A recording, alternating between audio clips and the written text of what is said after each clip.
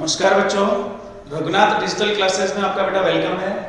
और last class में हमने बेटा व्यतिकरण से संबंधित सारी चीजें डिस्कस कर ली थी। उसमें एक छोटा सा टॉपिक बीच में रह गया था, तीव्रता का कलांतर के मध्य संबंध। जो परिणामी तरंग अपनी होती है, अध्यारोपण के बाद जो परिणामी तरंग होगी, उस परिणामी तरंग की जो तीव्रता होती है वो कुछ बिंदुओं पे अधिकतम मिलती है, कुछ पे न्यूनतम मिलती है।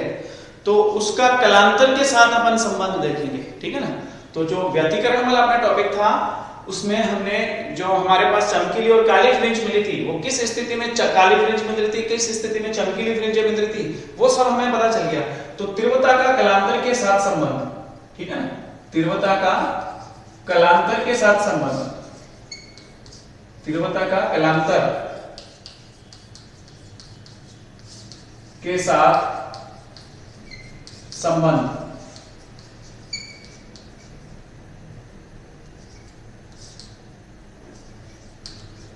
देखो एक्स एक्स पे अपन कलांतर ले लेंगे और वाई एक्सिस पे अपन तीव्रता दिखाएंगे, तरंग की तीव्रता, परिणामी तरंग की तीव्रता, तरंग की तीव्रता आई।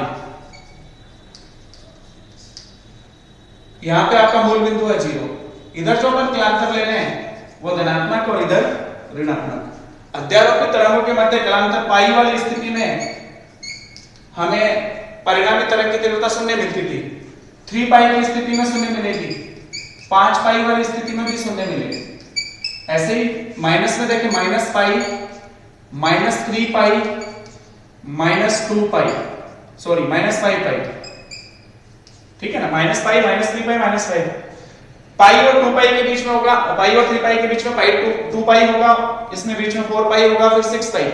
तो जहां हमारा कलांतर अध्यारोपित तरंगों के मध्य कलांतर पाई का समगुणज अर्थात 2n पाई होता है, उस स्थिति में समकोषी व्यतिकरण हमें तरंग की तीव्रता अधिकतम मिलती थी, ठीक है। और जिस स्थिति में कलांतर पाई का विषम गुणज अर्थात 2n - 1 into पाई होता था, उस स्थिति में तरंग की तीव्रता न्यूनतम होती थी।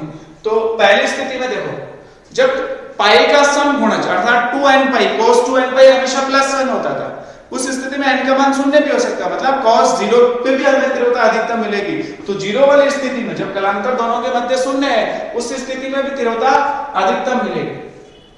आपका ग्राफ कुछ ऐसा होगा, पाई पे फिर 0 हो गई तीव्रता, माइनस पाई पे 0 हो गई, फिर 3 पाई पे वापस 0 है, फिर 5 पाई पे 0 है, ठीक है ना। ये जो है ना मान, ये कांस्टेंट रहेगा। ऐसे आपको इधर दिखाना है,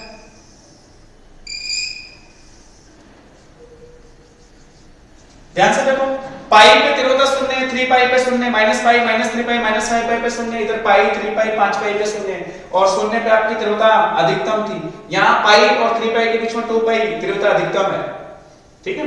तो इस तरह से हमें ये ग्राफ बनाना है, तीव्रता और कलांतर के मध्य ग्राफ, ठीक है ना। हम पथांतर और तीव्रता का भी ग्राफ देख सकते हैं, ऐसा ही बनेगा सेम, ठीक है। तो इस स्थिति में ध्यान से देखो कि जो हमारे पास 0 पे आपकी तीव्रता अधिकतम, पाई पे न्यूनतम, फिर 2 पाई पे अधिकतम, फिर 3 पाई पे न्यूनतम, फिर 4 पाई पे अधिकतम, 5 पाई पे न्यूनतम। तो हमारे पास जिस स्थिति में कलांतर पाई का समगुणज होता है तीव्रता अधिकतम समकोषी व्यतिकरण, जिस स्थिति में कलांतर पाई का विषम गुणज होता है तीव्रता न्यूनतम विनाशी व्यतिकरण, ठीक है ना। ये टॉपिक था। अब इसी टॉपिक के अपन कुछ न्यूमेरिकल और डिस्कस कर लेते हैं बेटा। देखो कुछ न्यूमेरिकल इस टॉपिक से रिलेटेड वो हम डिस्कस करते हैं। किताब के क्वेश्चन है, देखो बेसिक क्वेश्चन पूछे जाते हैं। जैसे कल हमने फ्रिंज चौड़ाई ज्ञात करी थी, तो पहला क्वेश्चन फ्रिंज चौड़ाई से संबंधित ही अपन कर लेते हैं। क्वेश्चन देखो इजी है, देखो दो छिद्रों के मध्य जो स्लिट होती थी S1 और S2, उनके मध्य की दूरी ज्ञात करनी है। क्वेश्चन है, किताब का ही है, दो स्लेटों या छिद्रों के मध्य की दूरी, छिद्रों के मध्य की दूरी ज्ञात कीजिए, ज्ञात कीजिए जो 1 मीटर दूरी पर पर्दे पर 1 मीटर दूरी पर रखे पर्दे पर 1 mm चौड़ाई की फ्रिंज बनाते हैं। रखे पर्दे पर 1 mm चौड़ाई की फ्रिंजें बनाते हैं, 1 mm चौड़ाई की फ्रिंजें बनाते हैं, फ्रिंजें बनाते हैं, ठीक है ना, ये क्वेश्चन है। जबकि प्रकाश की तरंग दैर्घ्य 5000 एंगस्ट्रॉम है, जबकि आपतित जो प्रकाश होगा उसकी तरंग दैर्घ्य दी हुई है, जबकि आपतित प्रकाश की तरंग दैर्घ्य, आपतित प्रकाश की तरंग दैर्घ्य 5000 एंगस्ट्रॉम है, तरंग दैर्घ्य 5000 एंगस्ट्रॉम है। ये सवाल है। हमें छिद्रों के मध्य की दूरी ज्ञात करनी है। जो डबल स्लिट एक्सपेरिमेंट किया था ना बेटा, देखो सॉल्यूशन बहुत इजी है इसका, सिंपल सूत्र पे आधारित क्वेश्चन है। आपने डबल स्लिट प्रयोग किया था तो उसमें अपन ने दो स्लिट काम में ली थी, S1 व S2, ठीक है। इनके बीच की दूरी को अपन ने d से निर्देशित किया था। ये अपना स्रोत होता था S1 और S2, उसके बीच की दूरी जो थी वो d थी, स्मॉल d। हमारा क्वेश्चन ये था कि इधर जो पर्दा है, ठीक है ना, इस पर्दे पे सपोज यहां पे अपने पास प्रतिबिंब बना, चमकीली या जो भी डार्क फ्रिंज बनती थी उसके लिए अपन ऐसे देखते थे, यहां से कोई प्रकाश किरण गई होगी, ऐसे यहां से कोई प्रकाश किरण गई होगी, और उसका जो है अगर संपोषी व्यतिकरण है तो यहाँ चमकीली फ्रिंज और विनाशी व्यतिकरण है तो अपने पास काली फ्रिंज बनती थी। हमारे सवाल में क्या दिया हुआ है, 1 मीटर दूरी पर रखे पर्दा, इसका मतलब कैपिटल D का मान 1 मीटर है, ठीक है ना। थोड़ा सा डायग्राम भी इसको सॉल्व करोगे तो इजी है। D का मान मुझे ज्ञात करना है। इसके बाद क्या कह रहे हैं, चौड़ाई, फ्रिंज चौड़ाई दी हुई है बेटा, फ्रिंज चौड़ाई मान लो ये चमकीली है, ये नीचे इसके जस्ट फिर क्रमागत काली फिर चमकीली, तो ये वाली जो दूरी है, दो चमकीली फ्रिंजों के बीच की दूरी या दो काली फ्रिंजों के बीच की दूरी, बीटा का मान दिया हुआ है 1 mm। कितना दिया हुआ है, 1 mm। तो बीटा बराबर 1 × 10⁻³ मीटर दिया हुआ है। और क्या पूछा है, पर्दे की चौड़ाई इतनी बनाती है, तो आपतित प्रकाश की तरंग दैर्घ्य, इस पे जो हम प्रकाश आपतित कर रहे हैं ना, जो आपतित प्रकाश है उसकी तरंग दैर्घ्य लैम्डा का मान दे रखा है 5000 एंगस्ट्रॉम, 5000 एंगस्ट्रॉम। अगर मैं इस एंगस्ट्रॉम को मीटर में बदलूंगा तो 10⁻−10 से गुणा कर दूंगा, 10⁻−10 मीटर। इसको मीटर में बदलना जरूरी है क्योंकि सारी चीजें अपन को मीटर में ज्ञात करनी होती है, मतलब ऐसे ही पद्धति में मान रखने होते हैं। अब देखो आपने जो सूत्र लिखा था लास्ट क्लास में, दो क्रमागत चमकीली या दो क्रमागत काली फ्रिंजों के बीच की दूरी, जिसको आपने बीटा से निर्देशित किया था या beta dash, lambda capital D बटा स्मॉल d होता था, लैम्डा कैपिटल D बटा स्मॉल d, वेयर लैम्डा जो है वो आपतित प्रकाश की तरंग दैर्घ्य है, कैपिटल D स्रोत और पर्दे के बीच की दूरी 1 मीटर, और स्मॉल d जो है वो दोनों स्लिट्स के बीच की दूरी, दोनों छिद्रों के बीच की दूरी जो हमें ज्ञात करनी है। तो मुझे स्मॉल d ज्ञात करना है, स्मॉल d को ऊपर ले जाओ, बीटा को नीचे ले जाओ, तो सूत्र बन गया स्मॉल d बराबर lambda capital D upon beta. Small d बराबर लैम्डा का मान कितना दिया बेटा, 5000 एंगस्ट्रॉम, 5000 गुणा 10⁻−10, 5000 गुणा 10⁻−10 into capital D 1 metre, capital D का मान कितना है 1 मीटर, अपॉन बीटा का मान आपको फ्रिंज चौड़ाई आपको दी हुई है बेटा 1 mm, मतलब 1 गुणा 10⁻−3, 1 गुणा 10⁻−3, ये आंसर मीटर में आ जाएगा। हल कर लो इसको, कैपिटल स्मॉल d बराबर, इसको ऊपर लेके जाओगे -3 माइनस ये 3 प्लस की 6 हो जाएगी, 5 गुणा 10⁻4 मीटर हो जाएगा, या मैं लिखूं इसको d बराबर 0.5 गुणा 10⁻3 मीटर, या फिर मैं mm में लिखना चाहूं तो d बराबर 0.5 mm मिलीमीटर, ऐसा लिख सकता हूं, ये आंसर आ जाएगा। ठीक है, ये तो बहुत आसान था। लॉजिकली आपको पहले तो सूत्र आना चाहिए और फिर आपको ये सोचना है कि प्रश्न में क्या दिया हुआ है। तो जब भी आपसे कोई न्यूमेरिकल पूछे, कोई भी प्रश्न हल करने के लिए पूछे, तो उसका छोटा सा एक सिस्टमैटिक डायग्राम सोचो कि क्या था, उससे सारे कॉन्सेप्ट आपको क्लियर होते जाएंगे। अगला क्वेश्चन सुनो, एक ही आकृति की दो तरंगों के आयाम के अनुपात दिए गए हैं। एक ही आकृति की दो तरंग, एक ही आकृति का मतलब समझ में आया, मतलब दोनों तरंगे समान आकृति की है, एक जैसी है, साइनसोइडल है तो साइनसोइडल ही है, ज्यावक्रीय यही है, ठीक है ना, ऐसा है, या एक ही दिशा में संतरित हो रही है वो, उनके आयामों का अनुपात दिया हुआ है, उनके आयामों का अनुपात 2:1 है। ये भी किताब का पहला सवाल ही है, किताब का आंसर्ड फर्स्ट क्वेश्चन। आयामों का अनुपात दिया हुआ A1 बटा A2, पहली तरंग का आयाम माना A1 है, दूसरी तरंग का आयाम A2 है, और वो अनुपात दिया हुआ बेटा 2:1। व्यतिकरण क्षेत्र में कंपनों के महत्तम व न्यूनतम आयामों की तथा तीव्रताओं का अनुपात ज्ञात कीजिए। क्वेश्चन है व्यतिकरण क्षेत्र में, मतलब व्यतिकरण की स्थिति में जब दोनों तरंगें किसी माध्यम में अध्यारोपित हुई किसी बिंदु पे, तो अध्यारोपण के बाद जो परिणामी तरंग का अधिकतम आयाम और न्यूनतम आयाम, अधिकतम आयाम संपोषी व्यतिकरण के केस में और न्यूनतम आयाम विनाशी व्यतिकरण के केस में। तो आर मैक्स, देखो लास्ट क्लास में हमने डिस्कस किया था, ये लास्ट टू लास्ट क्लास में आर मैक्स का सूत्र होगा a1 प्लस a2। हमने इसको a1 प्लस a2 का होल स्क्वायर लिखा हुआ बेटा, इसको करेक्ट कर लेना। जो वीडियो था परसों वाला जिसमें हमने गणितीय विवेचना करी थी व्यतिकरण की, तो संपोषी व्यतिकरण में ध्यान से देखना, थोड़ा सा करेक्शन है उसमें। a1 प्लस a2 का होल स्क्वायर छोड़ दिया इसको, जबकि इसका होल स्क्वायर नहीं है, अंडर रूट होता था फिर उसका, तो केवल ये a1 प्लस a2 है। तो ध्यान से वीडियो में करेक्शन कर लेना बेटा। r मैक्स जो है वो a1 प्लस a2 होता है, और जो r मिन होता है r मिनिमम, ये तो संपोषी व्यतिकरण के केस में जब हमारा cos फाई की वैल्यू +1 होती थी। संपोषी व्यतिकरण में फाई जो है वो पाई का सम गुणा करता है, cos 2n पाई था, तो cos 2n पाई का मतलब +1, तो उस स्थिति में अधिकतम आयाम आपका आएगा a1 प्लस a2, क्योंकि उसका सूत्र हुआ करता था a1 square plus a2 square plus 2a1 a2 cos phi. जब cos फाई +1 है तो वो सूत्र बन गया a1 प्लस a2 का होल स्क्वायर, बट उसका अंडर रूट भी था, तो a1 प्लस a2 के होल स्क्वायर का रूट क्या होगा a1 प्लस। तो आपको वीडियो में परसों वाले वीडियो में इस चीज को करेक्ट करना है, जो मंडे को वीडियो डाला था जिसमें गणितीय विवेचना करी थी व्यतिकरण की, उसमें a1 प्लस a2 ही है, इसका होल स्क्वायर नहीं आएगा, वो अंडर रूट के साथ हट जाता है। ऐसे ही r मिनिमम में भी आपको करेक्शन करनी है, वो होगी a1 माइनस a2। विनाशी व्यतिकरण के केस में जो कलांतर है अध्यारोपित तरंगों के मध्य, वो पाई का विषम गुणज होता है, अर्थात cos 2n - 1 into पाई। जो फाई का मान है वो 2n - 1 into पाई लेते हैं, तो वो जो मान है वो -1 होगा। n के किसी भी मान के लिए, इंटीजर वैल्यू के लिए वो हमेशा -1 होगा।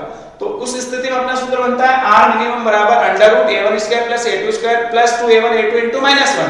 तो a1 माइनस a2 का होल स्क्वायर का रूट a1 माइनस a2 होगा, ठीक है, तो उसका स्क्वायर हटा देना। अब आपसे इनका रेशियो पूछा है, जनरल क्वेश्चन है, देखो आपसे क्वेश्चन पूछा है r max upon r min, r max upon r min क्या होगा फॉर्मूला, इसमें इसका भाग दे दो, a1 प्लस a2 बटा a1 माइनस a2। देखो फिजिक्स का काम तो कंप्लीट हो गया, अब इसका मैथ बची।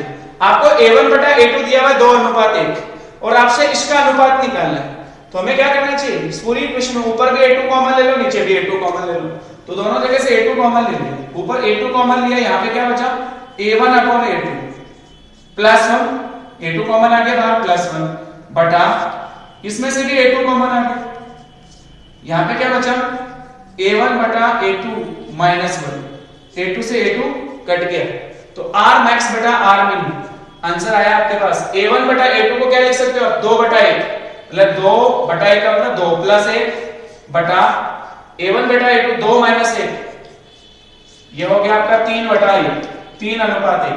r मैक्स बटा r मिन का मान आ गया 3:1। उसके बाद उसने पूछा है बेटा कि तीव्रताओं का अनुपात भी ज्ञात करो, अधिकतम व न्यूनतम तीव्रताओं का अनुपात भी ज्ञात करना है, ठीक है ना। तो जब हमने संपोषी व्यतिकरण करा जिसमें आयाम अधिकतम था अपने पास a1 प्लस a2, उस स्थिति में तीव्रता भी मैक्सिमम होगी, I मैक्स, जिसका सूत्र था अपने पास root I1 plus root I2 का होल स्क्वायर, ये तो यही था, ठीक है ना, ये तो सही था, root I1 plus root I2 का होल स्क्वायर।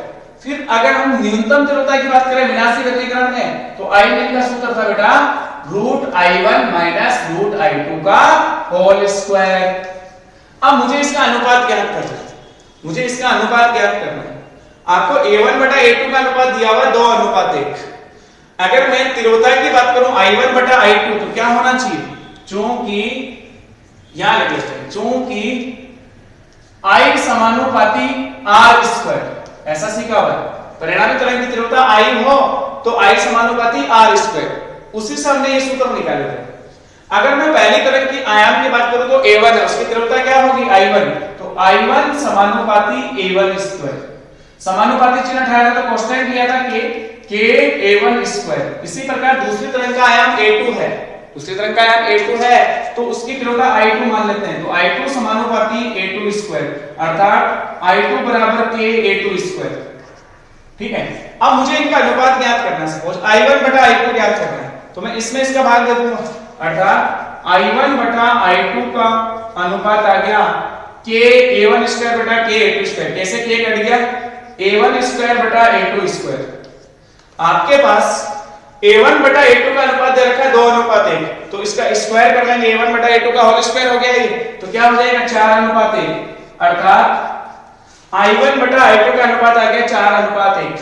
अब आपको i max upon i min solve करना है, तो कॉन्सेप्ट वैसा ही कुछ होगा जो अभी किया था, i max upon i min, अधिकतम व न्यूनतम तीव्रता का अनुपात, i min बराबर ये अनुपात ये, अर्थात root i1 plus root i2 का होल स्क्वायर बटा root i1 minus root i2 का होल स्क्वायर।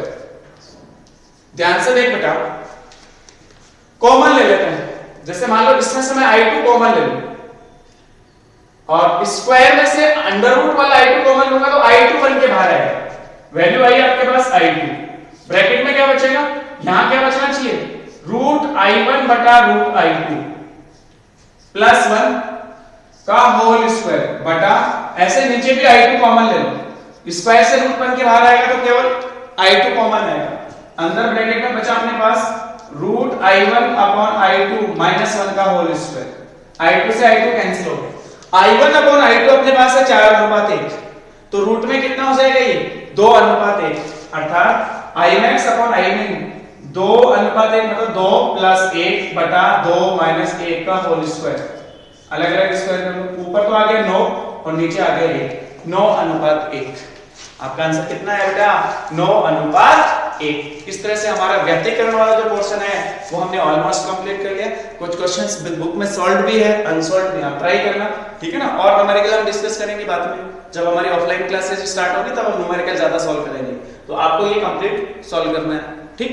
चलो अब अपन बात करते हैं नई घटना प्रकाश की विवर्तन, प्रकाश की जो दूसरी घटना है उसके बारे में थोड़ा सा आज डिस्कस कर लेते हैं, बाकी कल उसका एक एक्सपेरिमेंट भी करेंगे विवर्तन का, ठीक है।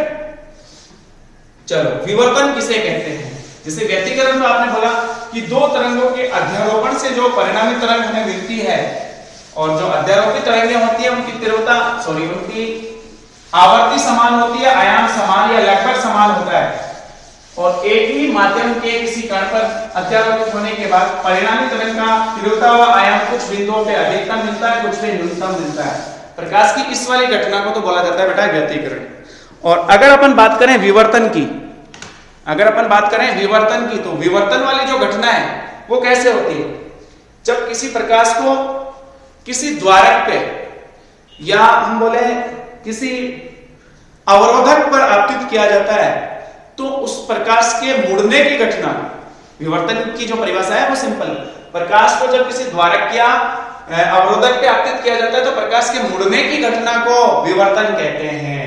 देखो बहुत अच्छा टॉपिक है, इजी भी है, थोड़ा सा कॉन्सेप्चुअल भी है। विवर्तन, डिफ्रैक्शन, अंग्रेजी में बोलेंगे इसको डिफ्रैक्शन, विवर्तन, प्रकाश का विवर्तन, प्रकाश का विवर्तन, ठीक है। इसमें जरूरी नहीं है कि अपने पास प्रकाश की दो से ज्यादा किरणें हो या दो किरणें हो, एक किरण का भी विवर्तन हो सकता है, ठीक है। तो हम इसमें दो चीजों की बात करेंगे, एक तो हम बात करेंगे द्वारक की और एक हम बात करेंगे अवरोधक की, ठीक है ना। तो द्वारक जो होता है वो एक छोटा हॉल होता है, अपर्चर, जिसको अपन क्या बोलते हैं अपर्चर, तो वो एक छोटा छिद्र होता है, जब उसमें से प्रकाश आपतित करें तो प्रकाश के मुड़ने की घटना को अपन बोलते हैं विवर्तन, ठीक है। तो पहले आप इसकी जनरल परिभाषा लिखो, जब प्रकाश को या जब किसी प्रकाश तरंग को, जब किसी प्रकाश तरंग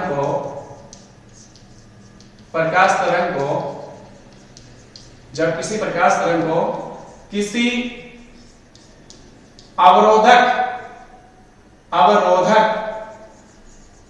या द्वारक पर, जब किसी प्रकाश तरंग को किसी अवरोधक या द्वारक पर आपतित किया जाता है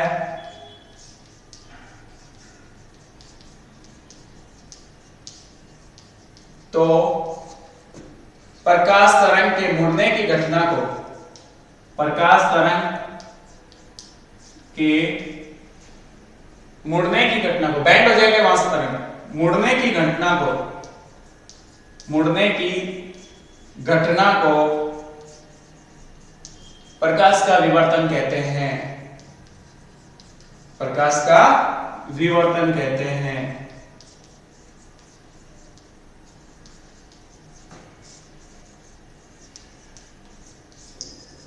देखो बहुत इजी सा टॉपिक है, हम अवरोधक बोले या द्वारक बोले। देखो अवरोधक और द्वारक दोनों के लिए बताता हूं कि मान लो मेरे पास जो अपर्चर जो द्वारक है वो इस तरह से,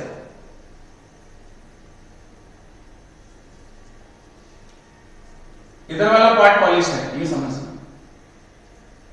इसको तो बोला जाता है द्वारक, अपर्चर। और दूसरा हमने बोला अवरोधक। अवरोधक मतलब आपने एक छोटी स्लिट ऐसे ले ली, इसको आपने अवरोधक बोल दिया, ठीक है। ये आपका द्वारक हो गया, ये आपका बिल्कुल अवरोधक हो गया। जब इसके ऊपर प्रकाश आपतित करेंगे इधर किसी स्रोत से, तो क्या होगा, वो टकरा के वापस लौटेगा। जैसे मान लो यहां पे स्रोत है, बिंदु स्रोत, एक बिंदु स्रोत यहां पे ले लिया और एक बिंदु स्रोत आपने यहां ले लिया, ये प्रकाश स्रोत है, इसको क्या बोलेंगे, प्रकाश स्रोत। और ये भी आपका प्रकाश स्रोत है।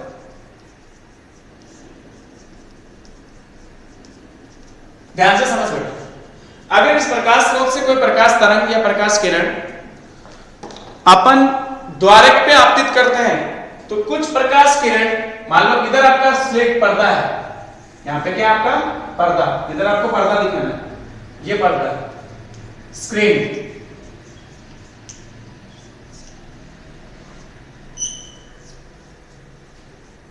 ध्यान से देख बेटा, जब कोई प्रकाश स्रोत से प्रकाश किरण ऐसे जाएगी,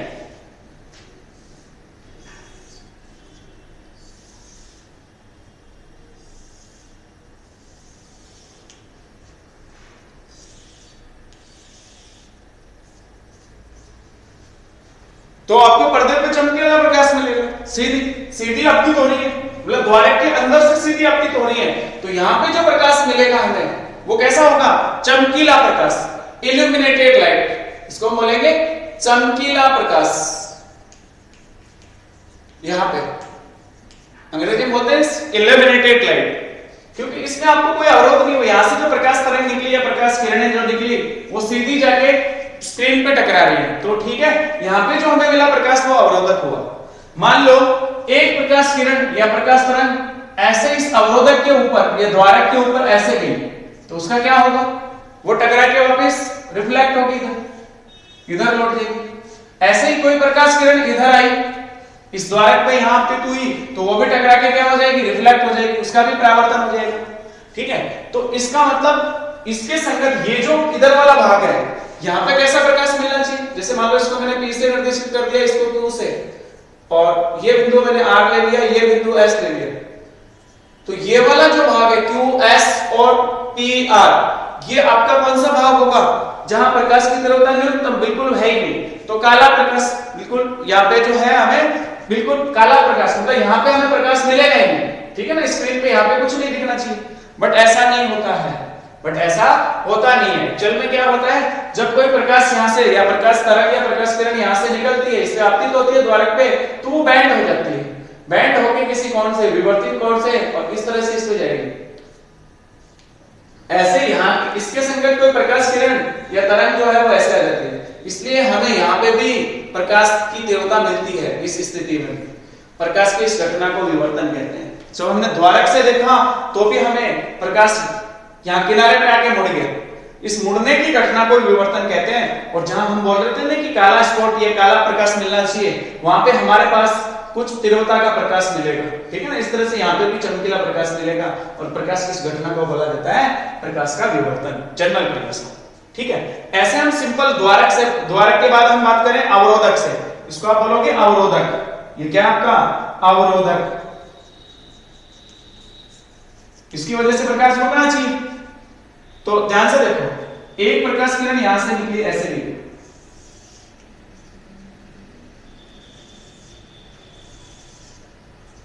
और भी चाहिए ऐसे सीधी,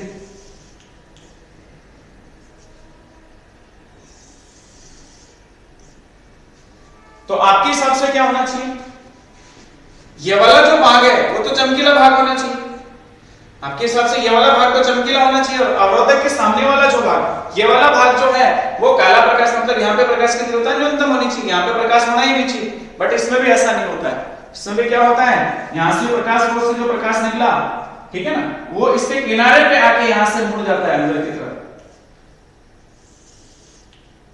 और फिर यहाँ पे हमें कुछ तीव्रता का प्रकाश मिलता है, ठीक है ना। तो किनारों से प्रकाश मुड़ा, इस घटना को बोलते हैं बेटा प्रकाश का विवर्तन, डिफ्रैक्शन ऑफ लाइट। बहुत आसान टॉपिक है, ये दो प्रकार का पढ़ेंगे अपन बेटा, ठीक है ना। ये तो मैंने केवल विवर्तन के बारे में थोड़ा सा समझाया, हम विवर्तन दो प्रकार का पढ़ेंगे, फ्रेनेल विवर्तन और फ्रॉनहोफर विवर्तन। ये साइंटिस्ट के नाम है फ्रेनेल और फ्रॉनहोफर, इन्होंने विवर्तन को अलग अलग तरीके से बताया या इस घटना को समझाया होगा, इसके अलग अलग नाम से विवर्तन को अपन दो प्रकार से परिभाषित करेंगे, फ्रेनेल विवर्तन और फ्रॉनहोफर विवर्तन। ये तो सिंपल प्रकार है, और फ्रॉनहोफर विवर्तन है उसमें हम पूरा एक्सपेरिमेंट करते हैं, ठीक है ना, उसमें अपन पूरी वैल्यूज कैलकुलेट करते हैं कि किस स्थिति में हमें चमकीला प्रकाश मिलेगा, किसमें काला। तो एक्चुअल में इसमें एक चीज और समझ में है कि विवर्तन वाली घटना में जो स्क्रीन है उस पे हमें ऐसा नहीं मिलेगा कि चमकीला काला चमकीला, इस तरह से कॉन्जुगेट हमें प्रकाश नहीं मिलेगा, ठीक है ना। जैसे इसमें क्या होगा कि जो सेंट्रल ब्राइट फ्रिंज है वो कुछ चमकीली होगी, ऊपर नीचे ऊपर प्रकाश की तीव्रता घटती जाएगी और नीचे भी घटती जाएगी, ठीक है ना, वो हम चेक करेंगे। तो विवर्तन के जो प्रकार है उसमें पहला अपना है फ्रेनेल विवर्तन, फ्रेनेल विवर्तन।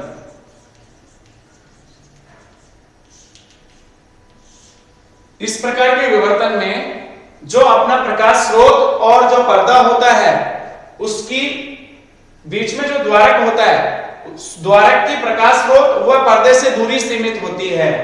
फ्रेनेल विवर्तन में फ्रेनेल विवर्तन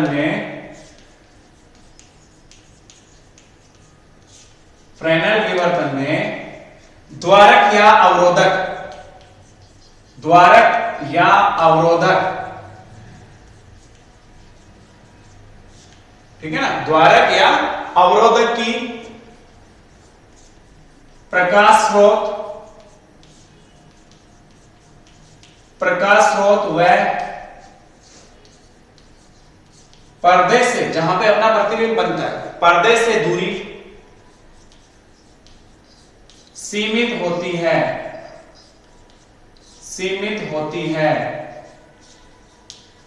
ठीक है। और फ्रॉनहोफर में ये असीमित होती है, बहुत ज्यादा दूरी पे होते हैं, ठीक है ना। तो इसमें आपको ध्यान रखना है कि जो द्वारक या आपका अवरोधक है उसकी प्रकाश स्रोत व पर्दे से दूरी सीमित होती है। जैसे देखो ध्यान से, अवरोधक या द्वारक जो है वो बीच में लेते हैं अपन, जैसे मान लो मैंने द्वारक लिया हुआ है यहां पे,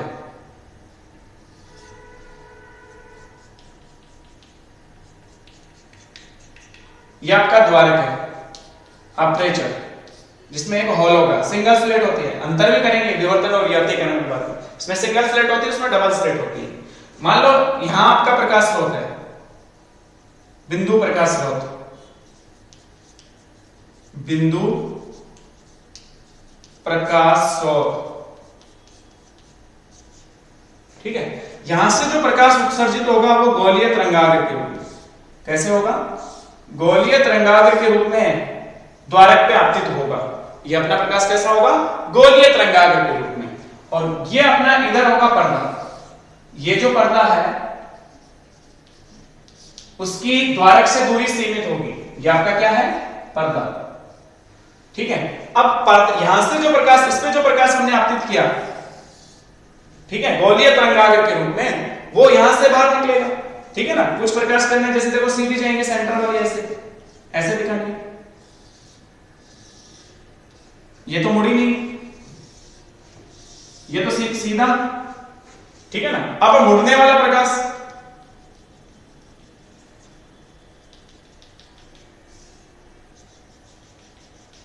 वो ऐसे होगा, ठीक है ना, दोनों तरफ हो सकती है, इधर भी हो सकता है और इधर भी हो सकता है।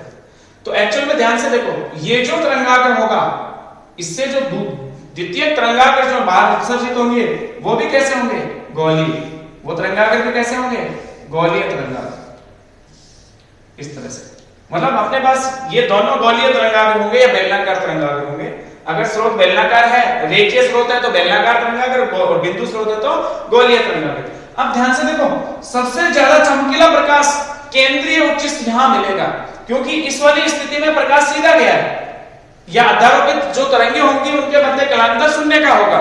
तो इस स्थिति में जो सेंट्रल फ्रिंज बनती है अपनी, ये वाली, वो तो बहुत अधिक तीव्रता की होती है, और ऊपर फिर तीव्रता धीरे धीरे कम होती जाएगी।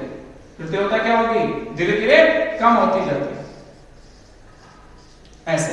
तो इस तरह का पैटर्न मिलेगा हमें। ये आपका होगा आपतित तरंगाग्र या आपतित प्रकाश, इसको बोला जाएगा आपतित प्रकाश। ये आपका हो गया विवर्तित प्रकाश, इसको बोलेंगे विवर्तित, विवर्तन हो गया उसका, विवर्तित प्रकाश।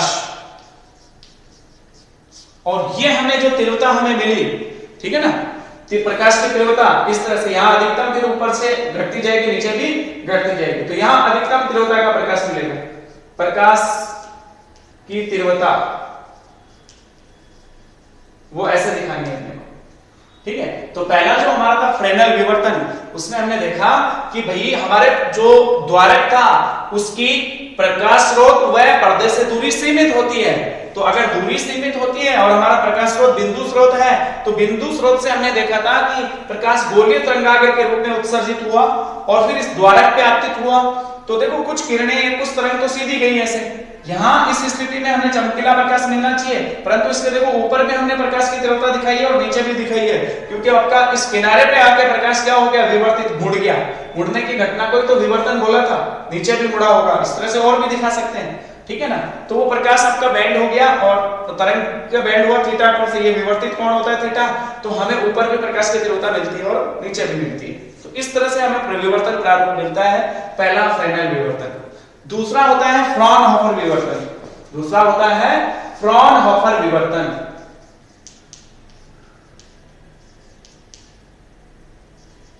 फ्रॉनहोफर भी साइंटिस्ट का नाम था और उसमें कंडीशन यही है। फ्रॉनहोफर विवर्तन में कंडीशन क्या थी?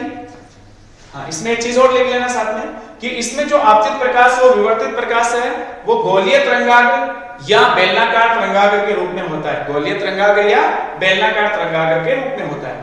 फ्रॉनहोफर विवर्तन देखो, इसमें क्या होगा? फ्रॉनहोफर विवर्तन में इसमें द्वारक या अवरोधक की प्रकाश स्रोत में पर्दे से दूरी असीमित होती है। प्रकाश स्रोत व पर्दे से दूरी असीमित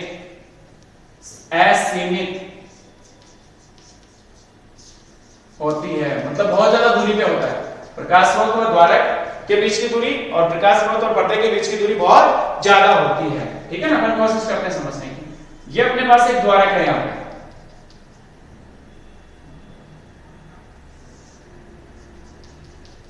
इसको अपन बोल रहे हैं द्वारक, अपर्चर, जिसमें एक होल होगा ऐसे।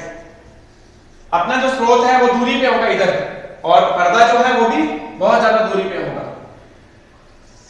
ठीक है ना। बोर्ड पे तो अपने को ऐसे ही दिखाना होगा, बोर्ड पे तो अपने को शॉर्ट में ऐसे ही दिखाना होगा। दूसरा बना लेते हैं बड़ा।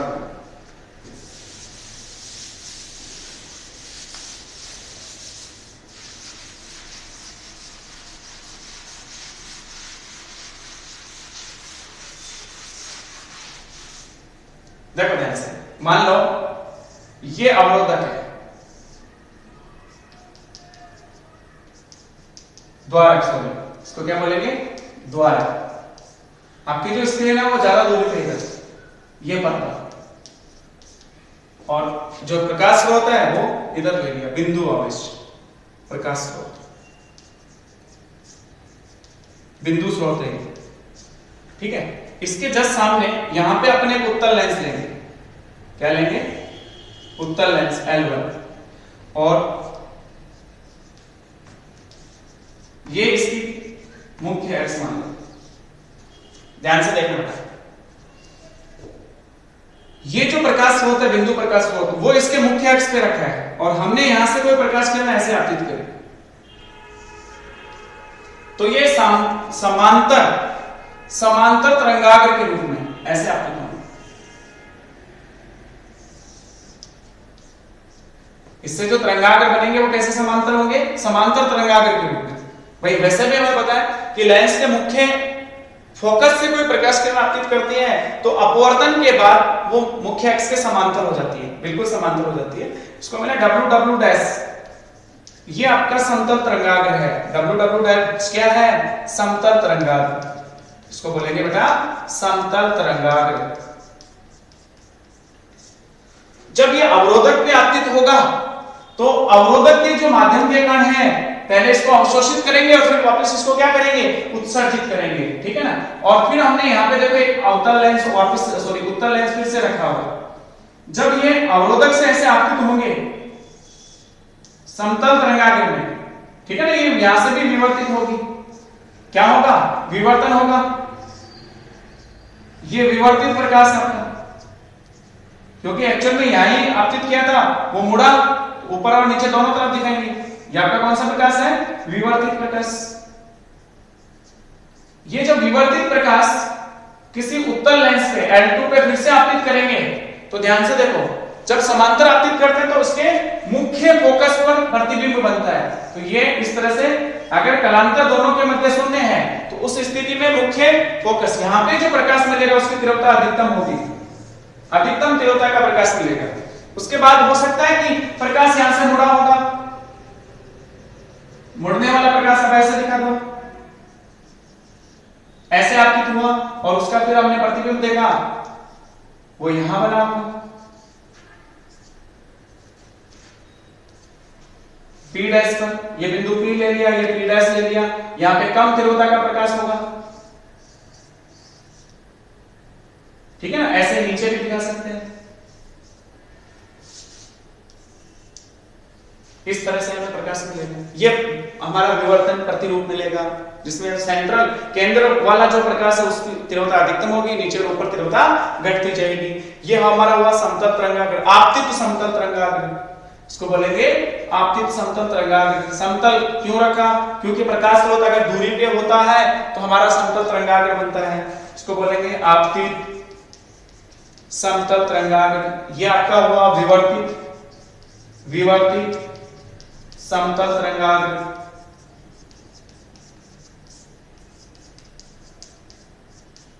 इसमें ध्यान से देखो, आपतित और विवर्तित दोनों जो तरंगाग्र वो कैसे होते हैं? समतल तरंगाग्र। और पहले वाले में फ्रेनेल में कौन से थे? गोलीय या बेलनाकार। इस तरह से इसका प्रतिरूप देखते हैं बेटा, ठीक है। बाकी नेक्स्ट क्लास में इसका एक्सपेरिमेंट करेंगे। Thank you.